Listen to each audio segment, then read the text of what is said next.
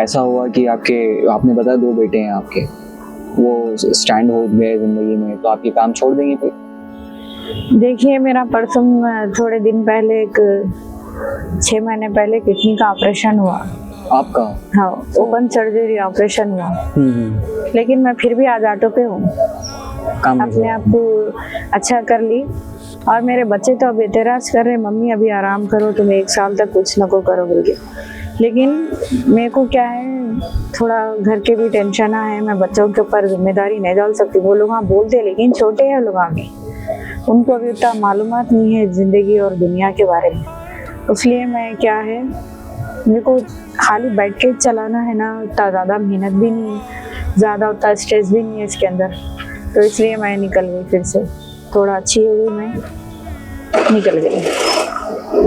आराम कर लेती हैं बाजी, मतलब आपको अब कहीं ऐसा तो नहीं है कि अब इस खुद मुख्तारी की आपको आदत लग गई है? वैसा नहीं, कि किसी पे डिपेंड नहीं रहना है? वैसा नहीं माँ, घर में थोड़ा क्या है, घर का किराया, बहुत सारे जिम्मेदारियां हैं, वो कौन बनेंगे? घर का किराया, आजकल घर के किराए बहुत ज्यादा हो गए ना, कहाँ से ला के बनेंगे वो लोगों की?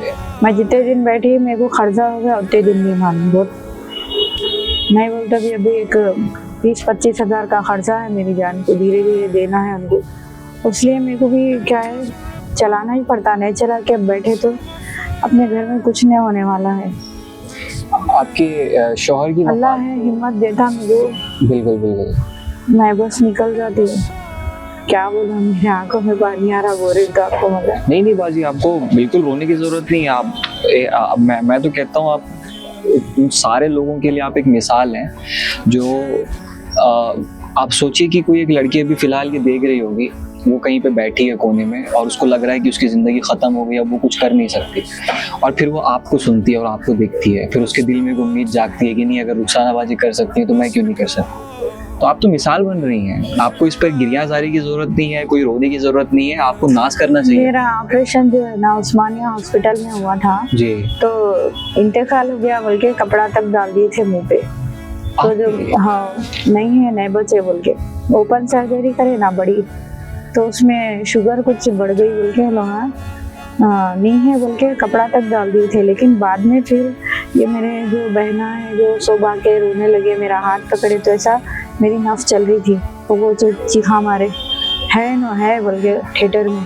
तो वापिस से डॉक्टर आके चेक करे, फिर लेके गए थे, फिर आईसीयू में लेके जाके जो है फिर से मेरे को ट्रीटमेंट करे। आज मैं जिंदा हूँ, मर के भी जिंदा। मतलब लिटरली आपको वापस से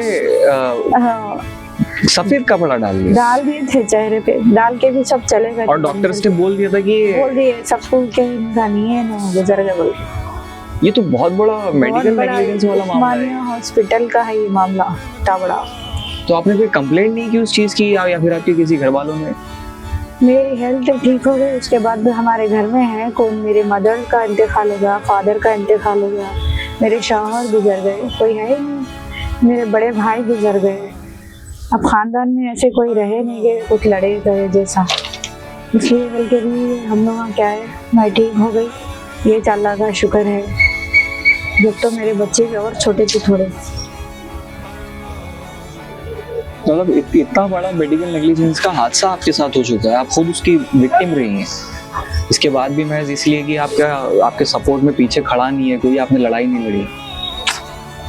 नहीं लड़ी। मतलब आपको लगता है कि इन सब चीज़ों से कुछ हासिल भी नहीं होता? नहीं है माँ, कहाँ टाइम वेस्ट है, कुछ नहीं है हासिल।